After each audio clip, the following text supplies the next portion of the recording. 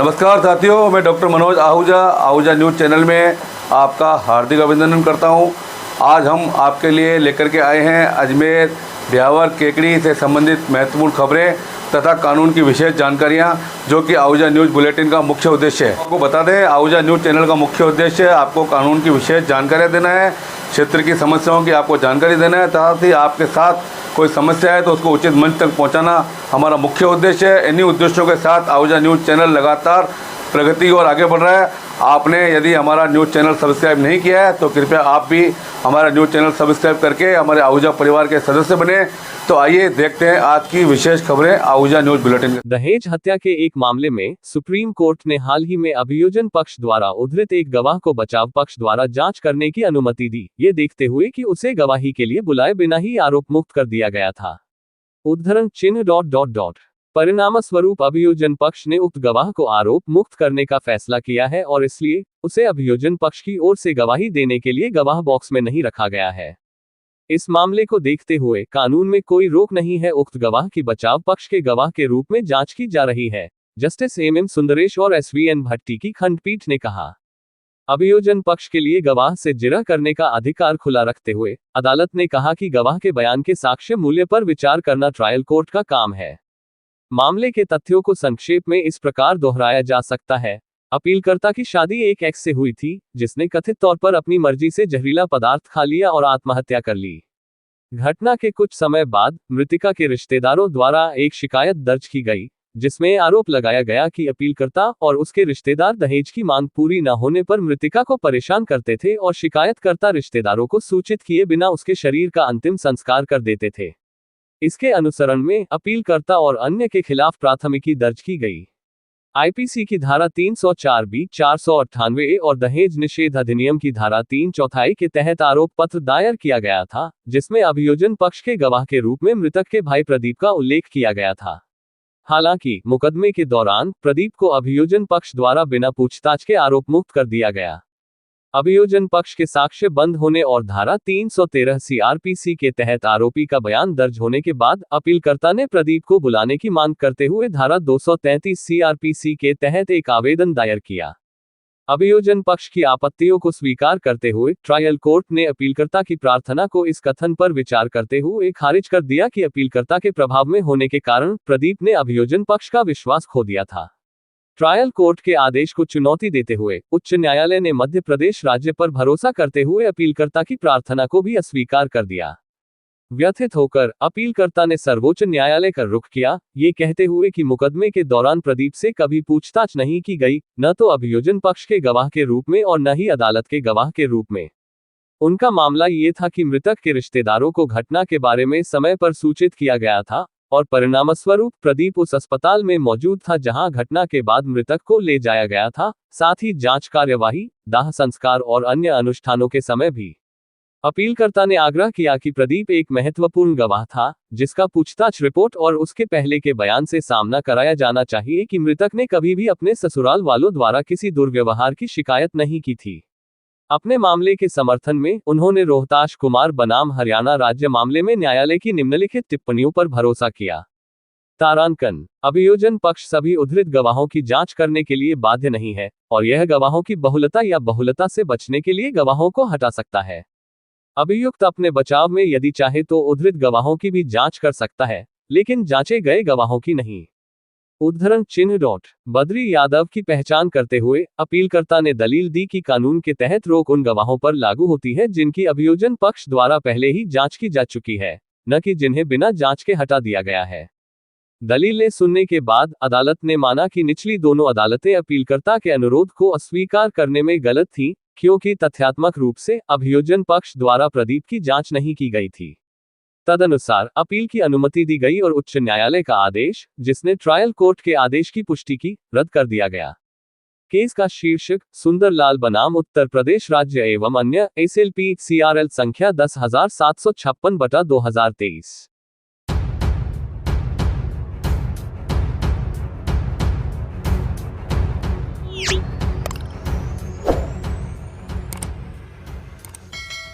कस्बे में मंगलवार को गणेश मंदिर में मंदिर कमेटी के व्यवस्थापक राम प्रताप जोशी की ओर से भगवान राधा कृष्ण और कार्तिकेय की मूर्ति स्थापना एवं प्राण प्रतिष्ठा के उपलक्ष्य में राधा कृष्ण और कार्तिकेय की कलश यात्रा के साथ शोभायात्रा निकाली गई।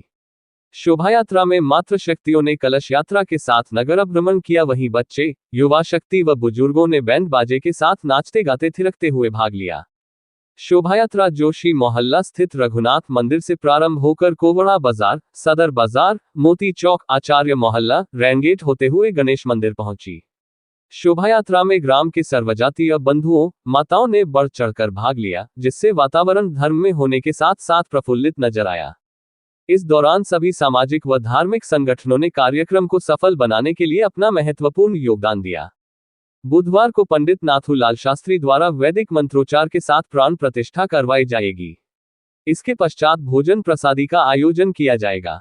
शोभा यात्रा में ओम प्रकाश आचार्य, राधेश्याम कछोट, श्याम सुंदर कचोट, सुरेश सैन, महेंद्र जोशी, ओम प्रकाश भट्ट, तारा प्रकाश जोशी, मनोज दोसाया, शिव कुमार जोशी, दीपक तिवारी, घनश्याम वैष्णव, चेना महाराज, नारायण जोशी, अभिषेक जोशी, अक्षय जोशी, गणपत माली, ब्रजेश शुंतवल, अरविंद जोशी, चिन्नू जोशी, निरंजन व्यास सहित कई लोग मौजूद रहे।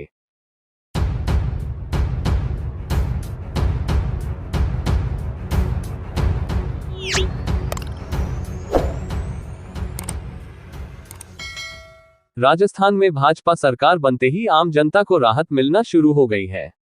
मसूदा विधायक वीरेंद्र सिंह कानावत के विधायक बनने के बाद से ही वे सरकार की जनकल्याणकारी योजनाओं का लाभ अंतिम छोर पर बैठे व्यक्ति को दिलवाने के लिए हर ग्राम पंचायत हेडक्वार्टर पर जाकर लोक कल्याणकारी योजनाओं की जानकारी दे रहे हैं। इसके साथ ही ग्रामीण जनता की जन सुनवाई कर छोटी छोटी समस्याओं को मौके पर ही निस्तारित करने में लगे हुए हैं। इसके साथ ही क्षेत्र की जनता को मात्र 2 महीने में ही सबसे महत्वपूर्ण तोहफा ब्यावर से गोयला जाने वाली सड़क का मिलता हुआ दिखाई दे रहा है। करीब 1 दशक से भी ज्यादा समय से क्षेत्र की जनता ब्यावर मार्ग के खस्ता हालत से दुखी थी, जहां बांदनवाड़ा से ब्यावर जाने में 3 घंटे से भी अधिक समय लगता था। लेकिन अब मात्र 2 माह में विधायक कानावत ने इस गंभीर समस्या को ध्यान में रखते हुए कछुआ चाल से चल रहे निर्माण कार्य में गति दिलवाने का काम किया है, जिससे आम जनता को राहत मिलती नजर आ रही है तथा आमजन को राज बदलने का एहसास फील गुड के साथ होने लगा है। जो कार्य दिसंबर 2024 तक पूर्ण किया जाना था, उसे केवल मात्र 2 महीने में लगभग पूर्ण करवाकर जनता को जो राहत दिलवाने का प्रयास विधायक वीरेंद्र सिंह कानावत द्वारा किया गया है, उसकी सर्वत्र सराहना होती दिखाई दे रही है। विधायक कानावत से हुई पत्रकार वार्ता के दौरान उन्होंने बताया कि मसूदा विधानसभा क्षेत्र के लिए शिक्षा, चिकित्सा और पेयजल की समस्या के लिए स्पेशल पैकेज का मांग पत्र बना दिया है, जिसकी क्रियान्विति अतिशीघ्र की जाएगी। मगरा विकास बोर्ड का 2/3 हिस्सा इस क्षेत्र के चहुमुखी विकास के लिए लगाया जाएगा। उन्होंने बताया कि उनका विजन यही है कि पूरा विधानसभा क्षेत्र गड्ढे मुक्त हो और घर घर में पानी, बिजली, चिकित्सा जैसी मूलभूत सुविधाएं पहुंचे तथा कोई भी इनसे वंचित नहीं रहे। इसी लक्ष्य को ध्यान में रखकर मसूदा विधानसभा क्षेत्र की जनता की सेवा करना मुख्य उद्देश्य है। इसके साथ ही विधानसभा क्षेत्र में नई बसों का संचालन भी हो चुका है, जिससे भी राज बदलने की फीलिंग्स दिखाई देने लगी है। वहीं इस संबंध में भिनाय मंडल अध्यक्ष दावराम शर्मा का कहना है कि जनता जनार्दन ने हमारे विधायक महोदय से जिस प्रकार की अपेक्षाएं निर्धारित की है, वो उस पर 100% खरे उतरेंगे।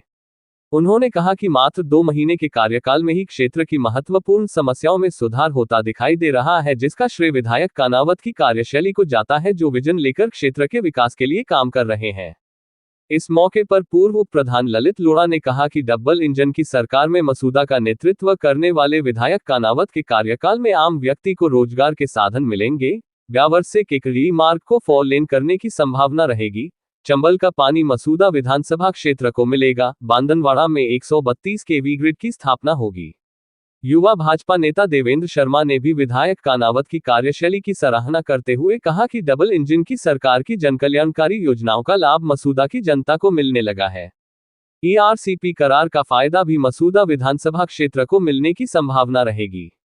आजादी के बाद से ही क्षेत्र की जनता को मूलभूत सुविधाओं से महरूम रहना पड़ा है, लेकिन अब क्षेत्र की जनता को चिकित्सा, शिक्षा, सड़क, पानी का लाभ मिलेगा, क्योंकि विधायक महोदय क्षेत्र के विकास के लिए संकल्पबद्ध होकर कार्य करने में लगे हुए हैं और उन्हें पूर्ण विश्वास है कि डबल इंजन की सरकार में मसूदा क्षेत्र के विकास को पख लगेंगे तथा स्पेशल पैकेज के माध्यम से क्षेत्र का चहुमुखी विकास होगा।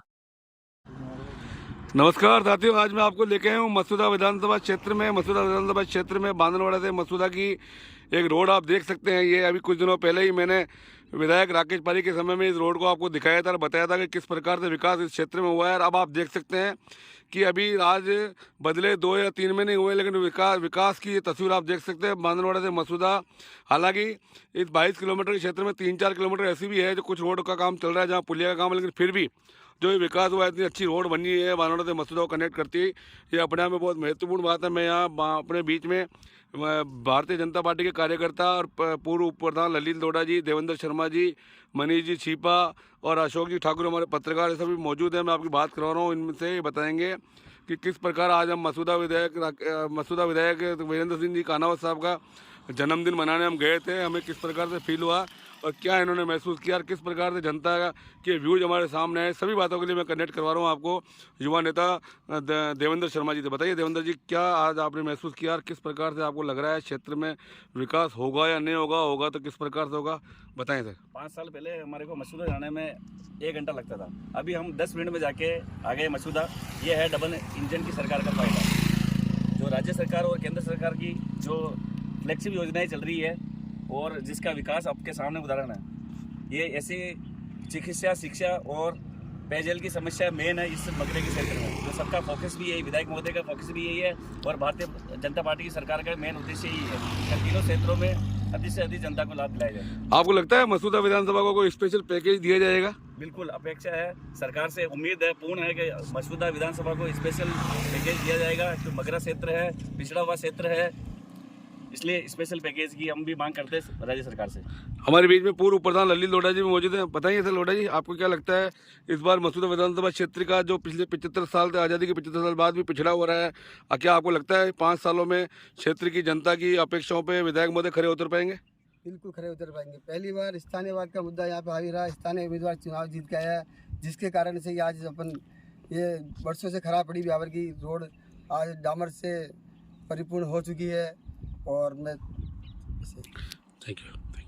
मसूदा विधानसभा की ये विकास की आप तस्वीर देख रहे हैं। जिस प्रकार से बांधनवाड़ा से मसूदा को जाने वाली रोड इतनी पहले इतनी गंदी होती थी, जाने में 1-1, 1.5 घंटा लगता था। अभी देख रहे हैं, अभी हम मसूदा विधायक महोदय का जन्मदिन मना करके आ रहे हैं। मैं आपकी बात करा रहा हूँ, हमारे मंडल अध्यक्ष दाऊराम शर्मा जी से बताएंगे कि किस प्रकार से मसूदा विधानसभा के विकास का विजन क्या क्या तैयार किया गया है। हमारे विधायक महोदय पिछले 2-3 महीने से जीतने के बाद किस प्रकार से काम कर रहे हैं, सभी बातों के लिए मैं आपको कनेक्ट कराऊँ दाऊराम शर्मा जी से। बताइए बताओ। हमारे क्षेत्र के कानावत जी के विधायक बनते ही उन्होंने तुरंत प्रभाव से पीडब्ल्यूडी के उच्च अधिकारियों से संपर्क किया और तुरंत प्रभाव से यह रोड का काम शुरू हुआ है, जो आज फन्नाटे बंद रोड बन गया है। जो मसूदा से आने जाने में कोई भी समय नहीं लगता, वरना पहले 1-1, 1.5 घंटा लग जाता था और गाड़ियाँ टूटती थी। इसलिए धन्यवाद देते हैं डबल इंजन की सरकार को। इसी तरह से विकास की व्यवस्था 5 साल तक आगामी समय में होती रह गए।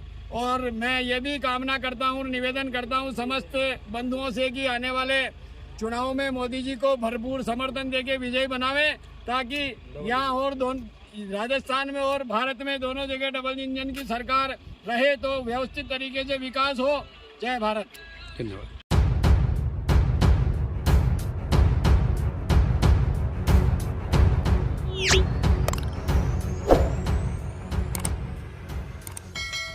आज राजकीय उच्च माध्यमिक विद्यालय जवाजा में एनएसएस के 7 दिवसीय विशेष शिविर का उद्घाटन हुआ, जिसकी अध्यक्षता संस्था प्रधान श्री अशोक कुमार तंवर ने की तथा विशिष्ट अतिथि सीबीईओ सर श्री कैलाश जी थे। संस्था प्रधान ने एनएसएस के ध्येय वाक्य नॉट मी बट यू अर्थात मुझसे पहले आपका अर्थ बताते हुए सेवा कार्य के महत्व पर प्रकाश डाला तथा सीबीईओ श्री कैलाश जी ने बताया कि वह भी कुछ वर्षों पहले इसी विद्यालय में व्याख्याता के रूप में गणित विषय पढ़ाते थे और उस समय कुछ विद्यार्थी ऐसे भी थे जो हिंदी विषय में फेल हो जाया करते थे किंतु गणित में पास होते थे। इससे पूर्व विद्यालय के एनएसएस कार्यक्रम प्रभारी उमेश शर्मा ने स्वयंसेवकों को 6 दलों में विभाजित किया, जिनके नाम भगत सिंह दल, रानी लक्ष्मीबाई दल, स्वामी विवेकानंद, छत्रपति शिवाजी दल, एकलव्य दल तथा महाराणा प्रताप दल हैं। दोपहर के वक्त सभी स्वयंसेवकों को भोजन कराया गया।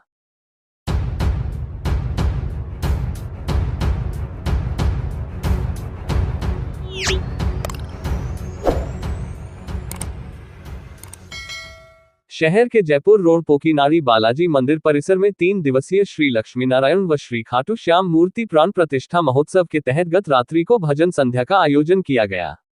भजन संध्या में भजन कलाकारों ने एक से बढ़कर एक भजनों की प्रस्तुति देकर भोर तक श्रद्धालुओं का बांधे रखा।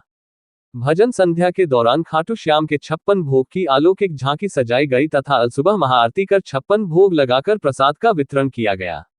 इस दौरान बाबा श्याम की ज्योत भी जलाई गई जिसमें श्रद्धालुओं ने दर्शन किए। भजन संध्या की शुरुआत केकड़ी के भजन गायक ऋषभ मित्तल द्वारा गणेश वंदना के साथ की गई। इस मौके पर भजन गायक ऋषभ मित्तल ने राम आएंगे तो अंगना सजाऊंगी, दीप दिवाली से जलाऊंगी, जो राम को लाए हैं हम उसको लाएंगे, कीर्तन की है रात बाबा आज थाने आनो है प्रस्तुत किया। दिल्ली की भजन गायिका प्रिया व प्राची ठाकुर ने कब आएगा मेरा सांवरिया जाने कब आएगा, मेरा सहारा तू सारे सहारे छूट जाए, नगरी है अयोध्या सी रघुकुल का घराना है, मन भाई मदन मुरार, मुझे हुआ श्याम से प्यार के छम छम नाचूंगी सहित कई भजन प्रस्तुत किया जिस पर श्रद्धालुओं ने जमकर नृत्य किया। इस मौके पर कोलकाता के भजन गायक शुभम व रूपम ने भजन संध्या को परवान पर चढ़ाया। भजन गायक शुभम व रूपम ने खेलूंगा होली, खेलूंगा रंग गुलाल लाया हूं, चरणों में तेरे अरदास लाया हूं सुनाया तो भक्त भाव विभोर होकर झूमने लगे। इस दौरान पांडाल में खाटू श्याम के जयकारे गूंजने लगे।